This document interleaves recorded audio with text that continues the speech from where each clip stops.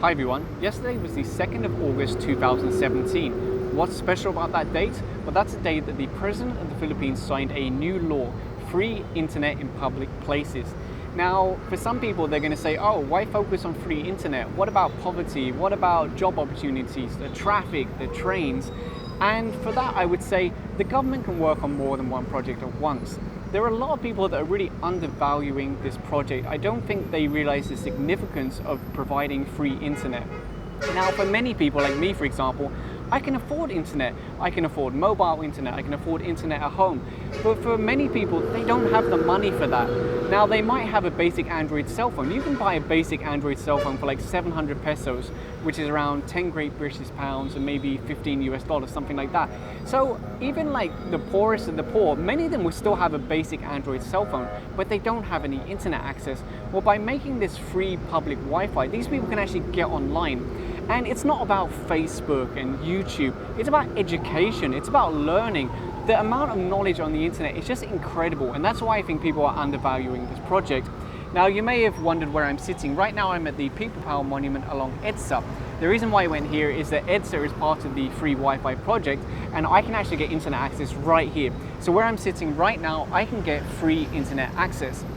Now, things do get a little bit confusing because the project is manned by the DICT, and it used to be called Pipol Konek, and then they changed the name to be Pipol Konek because they wanted to be gender neutral. So okay, a bit of a name change, but I think most people will still associate the original with the new one. But then you have the EDSA free Wi-Fi project, and that doesn't actually fall under the Pipol Konek program. That's like a separate program.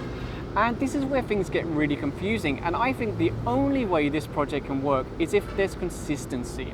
Consistency in naming, consistency in the way that you access the internet, the SSID. There has to be consistency, otherwise this project is doomed to fail. It might last for, say, a year, but if they're not consistent in the way that everything works, it's going to fall apart. And this is one of the biggest concerns of people. It's all well and good rolling out this free Wi-Fi project, but it has to be maintained. Users have to understand how to use it and the limits of the service. If you look in the media, there's so much news about, oh, the minimum speed is going to be 10 meg, or it's going to be 2 meg, or it's going to be 512. Like, there's so much like inconsistency in reporting. And it's actually really hard to speak to the DICT. Like, I was phoning them this morning, and getting through to someone who can give you answers, it's just impossible. Now, to be fair, I have had some back and forth with someone at the DICT, both in the province and here in Metro Manila. Actually, as far as I understand, they used a couple of my videos for like a presentation type thing that they had recently here in Manila. So I have had some back and forth with someone at DICT by email, but it's really quite difficult. I think even people there at DICT aren't 100% sure of how this project's going to work. They've already started rolling it out. So for those who say this isn't going to work, it's going to fail, they've already installed this at over 700 locations. The kind of locations they're considering are public hospitals, libraries, barangay, sports facilities. Everywhere that's like a government asset is where they're going to be installing this free Wi-Fi. So for those who say this cannot work, it will not work, it's already working. There's already over 700 locations that have the Pipol Konek free Wi-Fi in action. So it can work and it is working. But the question is, will it work in the long run? And for me, I think consistency is key for that. And I think there's also some responsibility on members of the public. You have to report. If a location isn't working like it should be, report it. And make sure you follow up on that report until you get an answer. Now, actually, no, getting an answer here in the Philippines is not always simple. You have to be willing to say, if you're not going to give me an answer, I'm going to go to someone higher. Because eventually or inevitably, some of these access points are going to stop working. And if nobody puts in the effort to actually like follow up and complain, no changes are going to be made. For a comparison, I went to a cinema recently and there was a problem with it, double vision, unfocused. And some people said, oh, why are you complaining? It's the best cinema, blah, blah, blah, blah, blah. But it was not the best cinema because it had a problem. And I took the time to contact the cinema and then to follow it up somewhere higher and higher and higher until somebody replied saying, you know what, there was a problem and now we fixed it. So it's also down to members of the public. If you see something wrong, report it and keep following up until they fix it. There is no denying this is a huge project.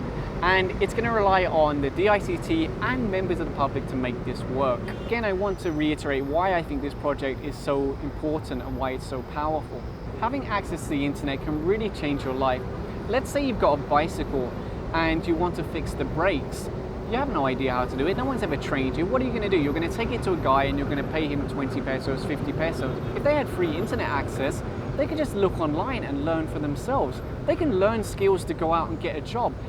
There are so many things you can learn online to make money. There are so many opportunities. What about kids that don't go to school? This is a big thing. A lot of kids don't go to school.